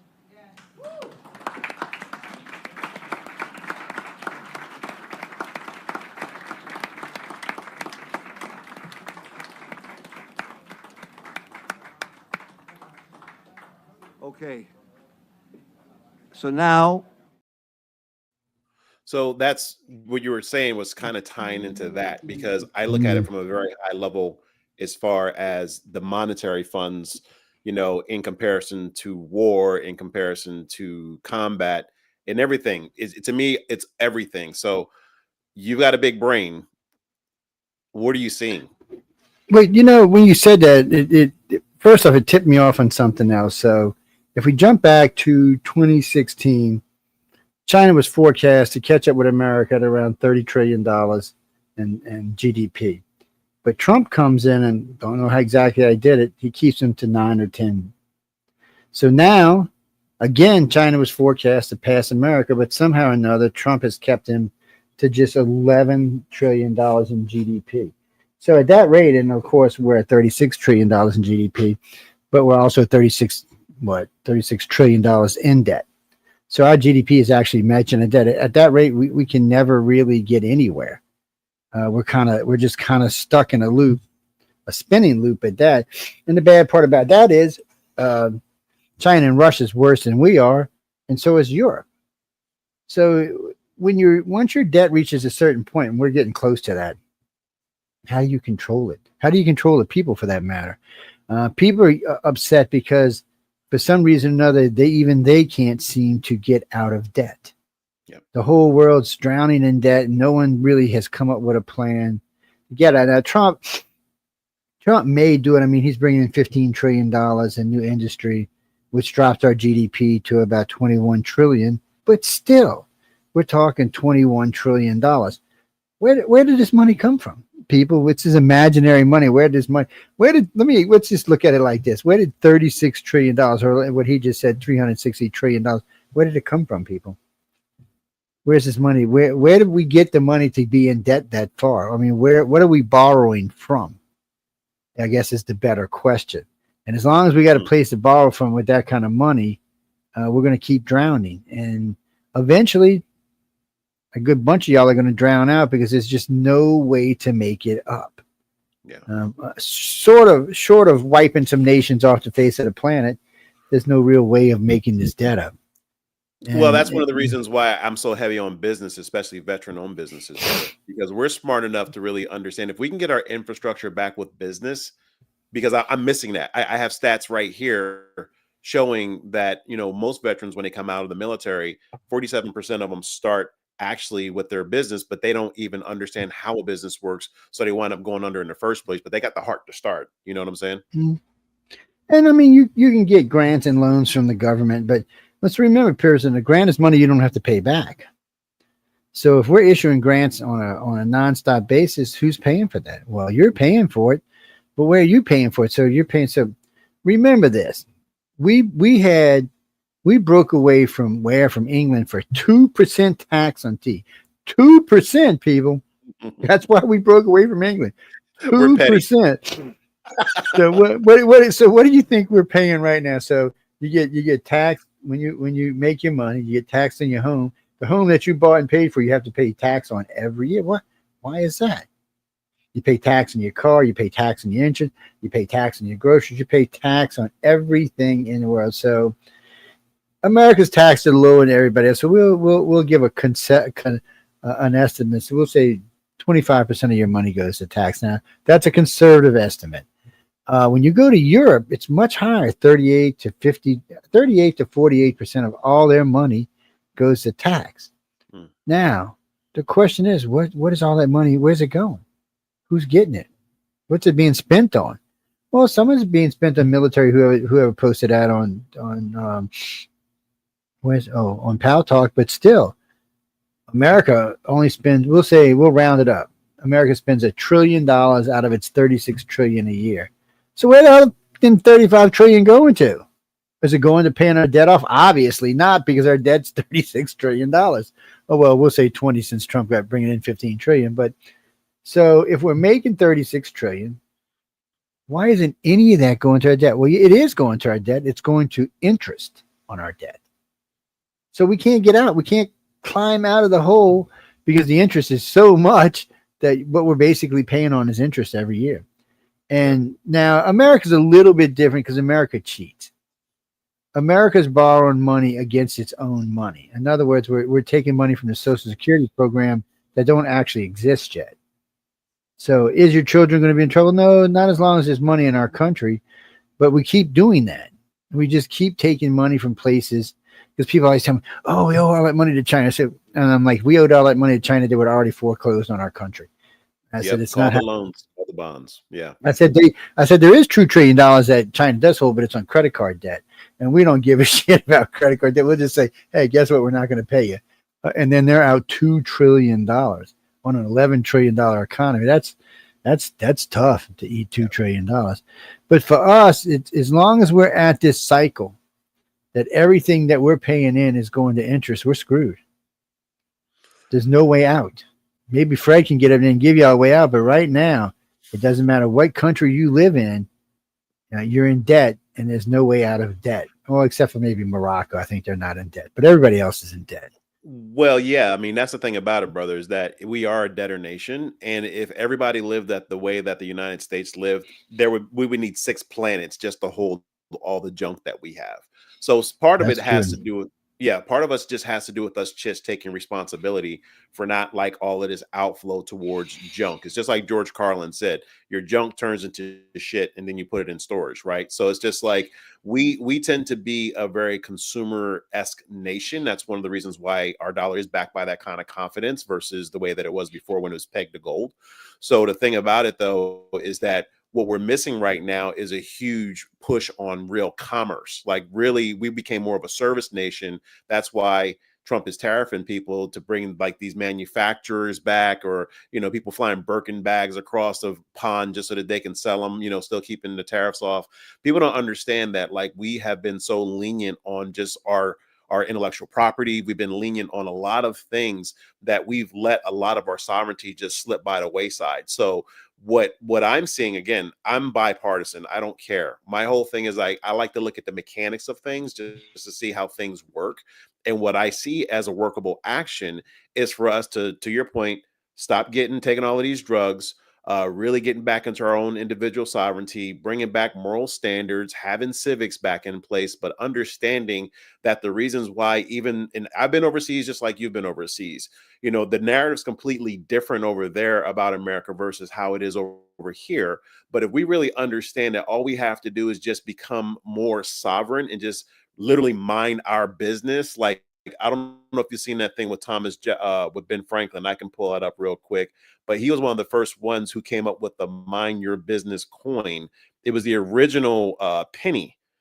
So because he had that vision and he saw that we really, if we come together as a collective and understand that we are independent as well as interdependent, then what we're doing is creating all of these economies of scale locally. Tax is a form of inflation. People don't understand that.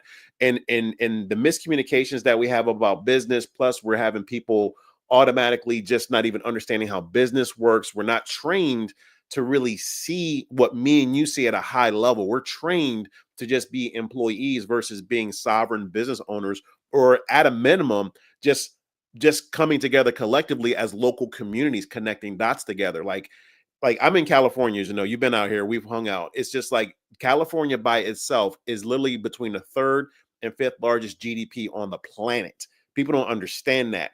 So why is it that one state can have so much resources? But my answer is we all have this resource. What we don't understand is that we are the machine. Like when you get that idea that we're not cogs in the machine, we're actually the machine itself, then you go, wait, I put out all of this energy and I still can't make my rent. Wait, I put out all of this energy and I can barely afford groceries. Wait, I'm smart. What am I missing? Like what part of the dots, what part of this sequence that I'm missing? And I learned that from being in the Marine Corps. I went from doing door-to-door sales to being homeless to learning this incredible, insane knowledge base. And it's all boiled around the stuff that we're talking about right now. All we have to do is just understand that there are great gatekeepers of this information, but some of them actually gatekeep to keep us suppressed. So when you understand that, then you really start understanding how important community really is, because there's a community who suppresses people. Do you have a social media industrial complex? You have don't even get me started, bro. Like that's a whole different ball of wax. But my point is, when we understand basic communication and how it works, then you start understanding how important people really are in your lives. And we just really need to focus in on literally minding our own business at this point in time. We get that part straightened out. Look, I'm gonna say this and I'm gonna shut up. During the pandemic, everybody was perfectly capable of sitting down for 2 weeks. And it became like a month. And it's like, hey, I don't like you. Hey, why am I married with you? Hey, why is this? Why is this? We started asking questions. And then when the economy opened back up, we stopped asking questions. When we learn how to become more critical thinkers versus critical people, we start seeing these dots connect by default. We got what's that? No, Christopher, we got a long ways to go. So if America would just say, okay, if we would just dedicate all of our sale GDP, okay, because when you get GDP, it gets confusing. Mm-hmm. Technically, a country makes about $5 trillion a year, but when you figure in everything else that goes along with it, it makes 36 trillion. So between us and Europe, we control about 120 trillion. We control the majority of money in the world. So you would think that we could just stop one year and say, okay, you know what? We're just going to pay off the debt. We're just going to pay it off, whatever else, and then we'll go back to just living our lives and let's start building up again. First off, if y'all don't understand, if the debt was paid off, your life would be so much better. I mean, taxes would drop across the board. I mean, immensely across the board. You're talking where we're talking 21, 25, 28%. It would be like 5%. So I'll give you an example. I live in a state which wants to do away with income tax, with state income tax. We know Florida and Texas don't have state income tax. They love their people.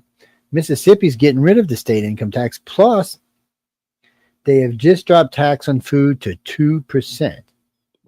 Now, It's a little tricky because they raise the tax on gas by 3%. But we've already got an outrageously low state tax for gas to start off with.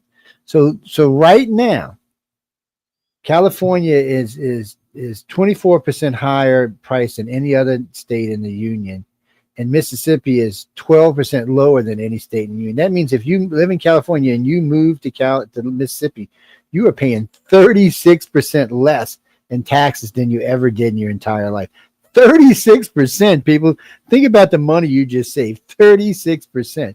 Now, Mississippi right now, Mississippi right now is the second largest growing state in the union because we're bringing in stuff. We're bringing in industries. We already got 18, 20 casinos, but we're bringing in hotel industry. We're bringing in building cars all over the place. So it's an outrageously fast growing state, and still it's lowering its taxes. It's not raising its taxes. It's lowering them. No income tax, no state income tax right off the bat saves you money. And now there's an argument in the state to do away with property tax, not for businesses, but for homes. If you're a homeowner, they want to get, so if I wasn't exempt, I would pay about $6,000 a year in taxes.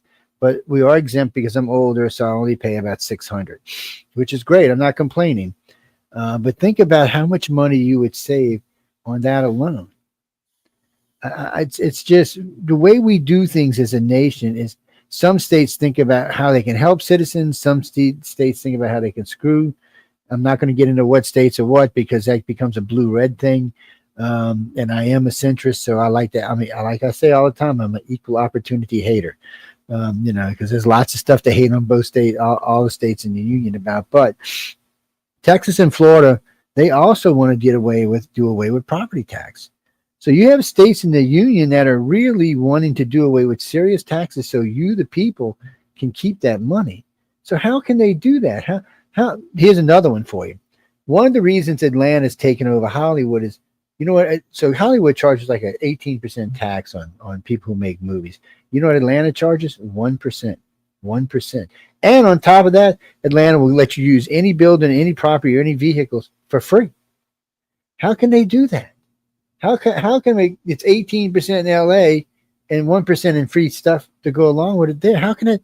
You know why? Because it brings in so much money to the state and the city. They make so much money off the people coming in, the people wanting to watch, all kind of other money that they don't need to be greedy. Yeah. It's how they got the Delta Hub, by doing a 2% tax. New Orleans had the Delta Hub, but New Orleans wouldn't come down from 9%. Atlanta said, we'll give you 2%. Well, Delta said, adios amigos, because Delta makes a lot of money. Yeah. So, there are ways to save our nation. But most states, and it doesn't matter if it's a red or a blue state, do not want to do them. They just don't want to because they're greedy and they want that money. And a lot of that money will never make it to any programs it should go to. Look at what just happened with Doge. Look how much money we were just spending on bullshit. When we're talking hundreds of billions of dollars being spent, and it's going to probably end up over $1 trillion in bullshit. Money we should have never been spending. And now we got Act Blue. We found out that, by the way, I don't know if you noticed or not, Fred, Act Blue, Pocahontas has been funneling money away from the fire victims in California to go into Act Blue, which only funds Democratic candidates. Yeah, they're doing an investigation. I'm not that well versed on that stuff, brother. That's what I'm saying. That's why. Yeah. So I mean, when you get into this stuff, the more you get into this, the more you find. Oh, wait a minute, Jimmy. Oh, no, I'm not saying Republicans are innocent now. I'm just talking about what the Democrats are doing because they're the ones in poor standing right now. But don't think that a lot of the Republicans haven't done shit like this, too. They have. It's just Texas and Florida looks at the world differently. They want this because, first off, they both have a lot of people living in their states. So they're making enough money off of sales tax and other taxes that they don't need the state income tax. And they don't need the property tax. They don't need it. There's too much other money coming in from too many other places. Just in tourist business alone in both states, they could get rid of most of the taxes they have. They've also dropped their food tax down below 5%. So these are states, because food's high right now, are trying to help you out. But you're not going to find that across all 50 states and 6 commonwealths. It's just because, unfortunately, places like New York and California are greedy. And it's not because they need the money, it's because they want the money. It's a much different thing. But hey, sooner or later it'll come back to bite them in the ass.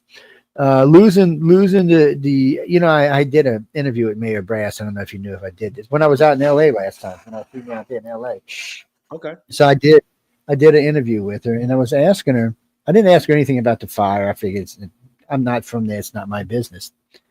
I said, but look, I said, I noticed I noticed Atlanta, New Orleans, and Canada are pulling almost all of LA's business. I said, how is LA going to survive without its Hollywood industry? Oh, it's going to come back. I said, I don't think so. I said, I was just in Atlanta just recently. My sister lives up there, and every block you turn, there's a movie being made. I said, same thing in New Orleans. Every block you turn, there's a movie being made. I said, think about it. They got the whole South, all the plantation, all the buildings down here, and the swamp's a great place to make movies. And then Atlanta Georgia offers you all kind of stuff from the Atlantic Ocean all the way up to the mountains. I said, I don't know what else you want. Old buildings, new buildings. It's a global city. It's got a global airport. It's a hub, which makes it easier for stars to come and go. And when you ask Hollywood stars, they say they prefer to be there than Hollywood. They said it's safer. There's nobody picking it. And you know what? Do you see any riots going on in Atlanta? No, you do not. You know why? Because southern cities don't put up with that shit. It's not something that's going to be allowed. We'll let you look. You want to protest, you can protest. You want to get fined? Oh no, you're going to jail. All of you going to jail. Even if they got to fill up jails all the way to another state, you're going to jail. They don't put up with that kind of behavior. They're not going to let you put the citizens' lives in jeopardy. It's a big difference. But you want to protest, they'll let you protest. You just got to behave yourself when you do it. And they also have laws in the South. You cannot burn the American flag. You will go to jail for it. Sorry, guys. Well, that's all over the country, brother. That's what I'm saying. The civics classes don't reflect that. When I'm from the inner city, and we used to have those civics classes, so that's still a thing. Yeah, there's a lot. What are you talking about, Denise? Oh, you mean for Trump? No, Trump appealed to a lot of black men this time around, a lot of Hispanic men this round, a lot of young people. He just had a bigger appeal for, and there's reasons for that. This is a perfect example. When you hear a Hispanic talk, he says he's American. If you listen to black people talk today, they're not saying they're African American. They're just saying they're American. That's a big change in my lifetime, just from 20 years ago. That's a major change. It's an attitude change is what it is. So we're seeing this in every sector of our life. It doesn't matter what group you come from. We're seeing major changes in the adjustment of what we think of our country. But unfortunately, we do have groups that think that Palestine is first. I'm confused about that. And then wait, so I'm watching these guys the other day talk about the Houthis. Oh, we want to be women wrapping their faces up. I love what Bill Maher said. He said, yeah, go over there and live with them. The first day you can't get your Starbucks delivered to your house, you'll be home with your mama. Well, see, Joe, that's what I'm saying, brother. What you're saying is That's stuff some crazy shit. yeah, and that's what I'm saying. What you're saying is stuff that I don't have any reality on because, again, I'm coming from an entirely different lane. Yeah. Like the lane that I'm coming from is strictly about commerce. It's about industry. It's about profit and loss and balance sheets, like period. Well, that's another thing. So what group do you think has the most new businesses starting this year? What group in us? What ethnic group in our country do you think has the most new businesses starting this year? I really don't think any of them, and here's why. Because the problem that we're not addressing is the fact that the information is wrong. Like, period. Well, a lot of it is. Well, and that's what I'm saying, brother. That's why I keep leaning back on our military veterans because you even said it earlier. You said it earlier, like we have a certain process. Like I know exactly what it would take to go from private to private first class to lance corporal, corporal to sergeant, sergeant to staff sergeant, right?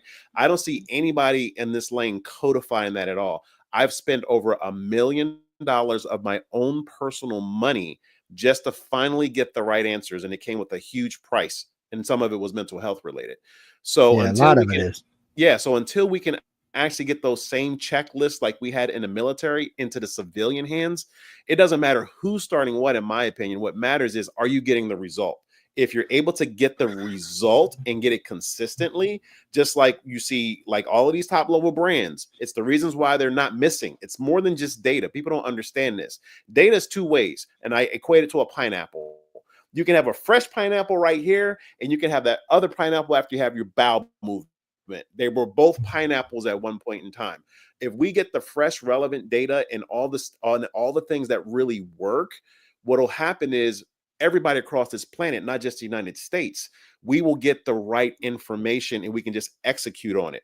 This is the problem that I'm seeing in social media right now. People are doom scrolling. They don't have any wherewithal to stop because they're so conditioned to be looking for information that now it's turned into entertainment, and they forget the real reasons that, number one, unless you have on your calendar when you plan on dying, it's not on my calendar. So life is short. So let's really get our priorities together and see exactly what we need to do to not only serve ourselves, but to serve the general public. That's my position on all of this stuff. Well, because it's a good position to be. Carly, right now the country is very strange. So if you want to go looking for groups of this, I'm going to tell you a little secret, and this will help you out. So the Republicans are going to say one thing, the Democrats are going to say another thing. And then, believe it or not, the Europeans are actually tracking the United States as well. So you have three different forms. So I'm going to tell you what you do. You merge them together, and then you might have a closer view of what's actually going on. It might have a closer view of actually going on. So with veterans in the United States right now, it's about 7% of veterans own businesses in the United States. That's great. It's much better than it was just 20 years ago when it was like 2%. Veterans are trying to get it, but where does that number come from? Well, I will tell you this, the Republicans and the Democrats do agree on that number, but the actual Fed number is different. So when you use numbers, you got to be very, very, very, very careful. Yep. What are you talking about? White men? White men are probably making up about 7% of the, maybe 9% of the new businesses right now. And that's because a lot of them have not had the education they need to really get out there. Now, what bothers me is when I see Democrats running in Michigan. There are three of them running I would consider communist, and the one in New York I would also consider communist. It's so back in the 40s and 50s, there was actually laws against communists running for the House or the Senate. Now, I don't know if those laws still stand or not, but they need to check into them because we don't need any communists serving in any part of the United States in any shape, form, or fashion. Not so much because they can get away with too much, but because they're teaching our youth a bad lesson. It's just anytime you see a bunch of college kids chanting for the Houthis or for any terrorist group, we've got a problem that needs to be rectified. Oh no, it has nothing to do with color. It has to do with oh no. When you go to campus, it's gonna be a freaking rainbow of colors. I don't mean gay. I just mean a rainbow of colors. When you go, that's what you're gonna see, because they're being taught by their professors that these groups are better than the United States are. Really, personally, I can't think of any country that exists on this planet today that gives you the opportunity or the freedom that the United States does. None, or any terrorist group for that matter either. And it's like out in LA when you see them carrying a Mexican flag and burning a United States flag. Really? Take your ass back to Mexico. It's what, 3 hours away from LA, 4 hours away? Just going back home. You know, just take your ass on home. I mean, there are some things that need to be adjusted in our country. And I have seen some attitude change in the last 10 years, which I'm really happy to see. But in general, I see a lot of stuff that is just incorrect, being taught the wrong way. You should never have college kids, one, hating on Jews, two, wanting to burn other people, carry other people's flags instead of the United States flag. I mean, look, we have open borders. Take your ass to one of them other countries. So for the ladies that are listening to me right now, if you go to the Middle East, you're not free anymore. You're a slave. You're just a slave. That's all you are. Check out the Muslim country. You don't have to take me from my word. You're a slave now. I mean, the word slave physically comes from the Middle East. Go check it out for yourself. You don't have to believe me. So take this in mind, or you'll end up in a harem somewhere or something worse. They don't have the freedoms that Americans have. The closest freedoms to Americans are the Europeans, and even they have some squirrely, hitchy governments. I mean, come on. Britain just put a girl in jail for 7 years for getting mad and making a tweet on Twitter. You don't see nobody here going to jail for that. The Germans are doing the same thing. I mean, that's not freedom of speech. I don't know what the hell that is. I mean, you can get on Twitter and twit all day long and say every stupid thing you want, and nobody's going to come put you in jail. So think about these kind of things, because you can't balance out our country when you have a third of our country just hating all the time. It takes away. Anyway, Yeah. I'm sorry. I didn't mean to cut you off. That. No worries. Yeah, we got about 5 more minutes and then we have to do a hard wrap. But what I was going to say, Joe, is that, the thing about where we're at as a society and as a culture, not just in the United States, but all around the planet, is that communication is skewed. It's not there. What I'm looking for right now is an overall good standard for 8 billion people across this planet that we can all come to an agreement with, because that's where it really starts. You have the haves, the have-nots, you have people in between.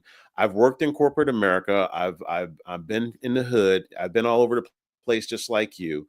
The only thing that I'm seeing in common right now is the fact that we're breathing air.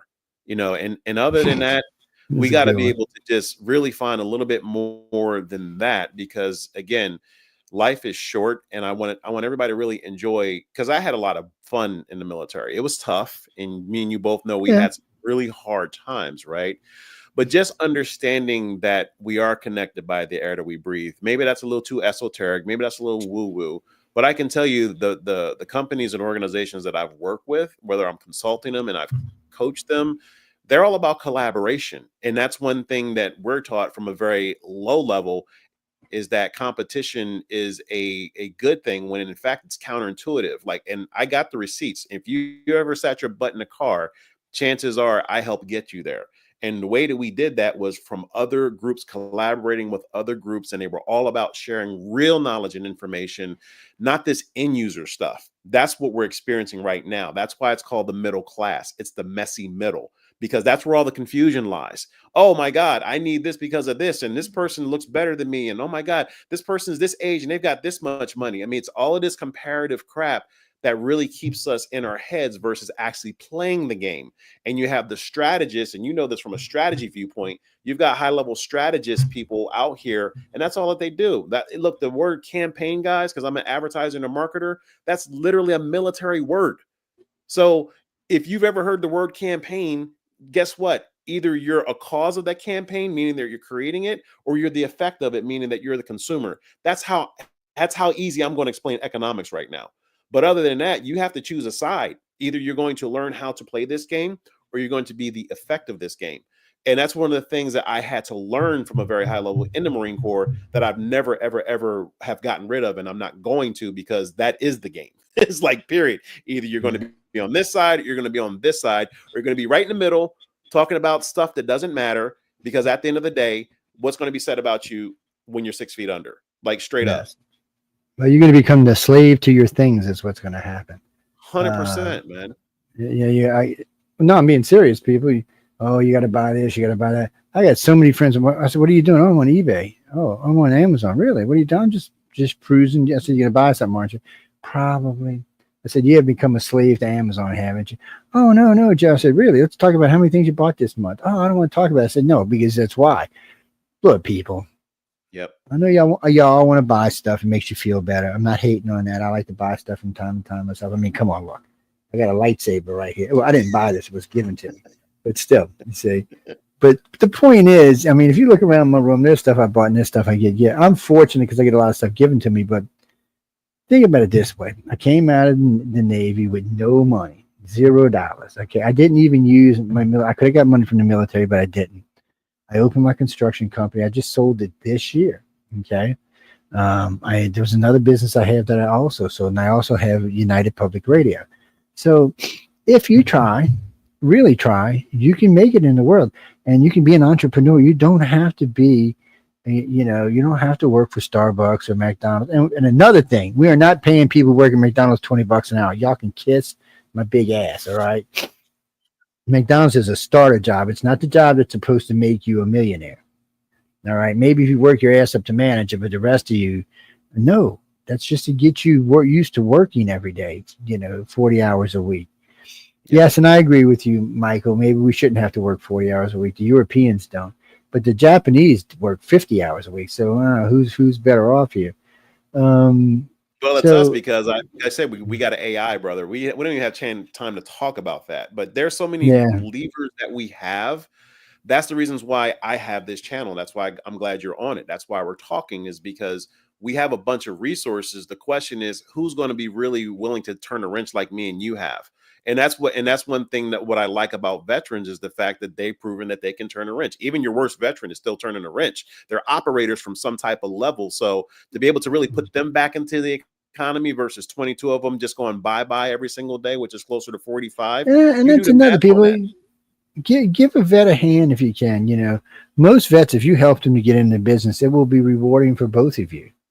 I The know. kill Look, it. I know Absolutely a kill it. lot of people that got a ton of money out there. They're just sitting on for whatever reason. Help a vet out. If you help him out, he's going to help you out. Trust me.